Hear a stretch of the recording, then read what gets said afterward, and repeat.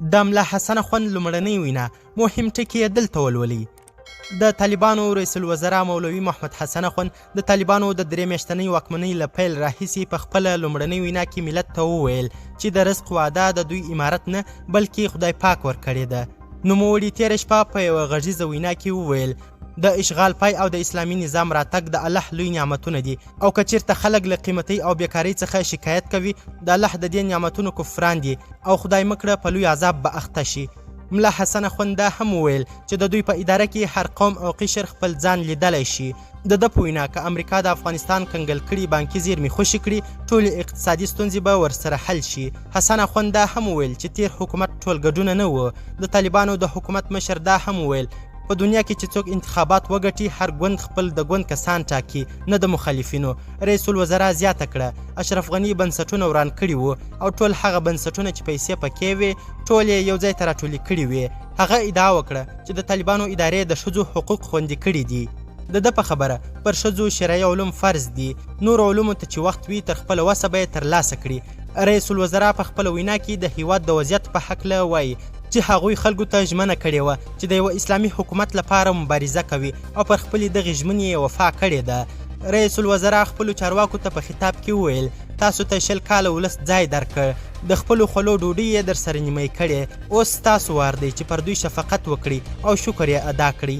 ملا محمد حسن اخوند پر مخکینیو چارواکو هم نیوکې وکړې. ده وویل پخوانیو حاکمانو ته که نړۍ د متفکرینو القاب ورکړي وو خو نظام یې شکولی وو. اشرف غني هره د عایداتو اداره جدا کړې او ارګ کې یې بانک ورته جوړ کړی وو. د دې ستونزې د حل لپاره مو اقتصادي کمیسیون ټاکلی دی. رئیس الوزرا زیاته کړه بعضې کسان داسې څرګندونې کوي چې ملت ته تشویش وراچوي او د نظام په اړه یې بدګمانه کوي. دغه لوړپوړي طالب مشر دا هم ویل چې له فتحې سره سم ټولو هغو کسانو ته عمومي عفوه وشوه چې 20 کاله یې له دوی سره په جګړه کې تیر کړل. د ده په وینا د داسې عفوې مثال په تاریخ کې نشته. نوموړي خبرداری ورکړه چې د خلکو کورونو ته ورتلونکي کسان مجاهدین نه بلکې ټوپکیان دي او زما قاطع امر دی چې داسې کسان دي خالي سلا شي. د نوموړي وینا په ټولنیزو رسنیو کې د مختلفو غبرګونونو سره مخامخ شوې. د په خپلو خبرو کې ډیر ټینګار د ښځو پر حقوقو وکړ او ویل چې د دوی حکومت د ښځو حقونه په ځای کړي دي ځکه چې په وینا یې په پخواني حکومت کې ښځې امن نه وې. خو اوس هیڅوک ښځو ته په بده سترګه نشي کتلی. د ښځو حقوق خو امارت ورکړل، د ښځو عفت یې خوندي کړ، عزت یې خوندي کړ، ابرو یې ورخوندي کړله. هیڅوک دومره نر په ټول افغانستان کې نسته چې یوې ښځې ته په بد نظر وګوري. ملا حسن اخوند له طالبانو څخه د رسمیت پیژندلو لپاره د ښځو د حقونو او تعلیم په اړه د نړیوالو غوښتنو ته په اشارې وویل تعلیم تر یوه حده په افغانستان کې د نجونو لپاره شته او نور به هم که شرایط برابر شول او موقع برابره وه پراخ شي. خو ملا حسن اخوند د دې په ترڅ کې چې علم په نر او ښځه فرض وباله یادونه وکړه.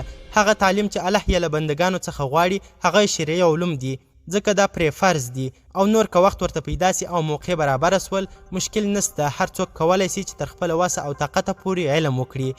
د بیا د طالبانو تر واکمنۍ لاندې د ښځو د امنیت یادونه وکړه او اوسنی امنیت یې د پخواني نظام له دورې سره پرتله کړ.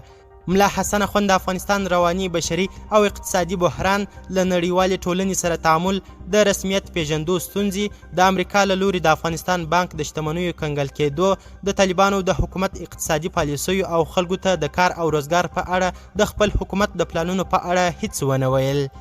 قدرمنو لیدونکو زیاته مننه چې ویډیو مو تر اخري شیبه وکتل. زموږ چینل سبسکرایب او ویډیو در سره شیر کړي او که چیرته د رئیس الوزرا په اړه کوم نظر لري په کمنټونو کې را سره شریک کړئ. تر بیا او بل ویډیو د لا پمن.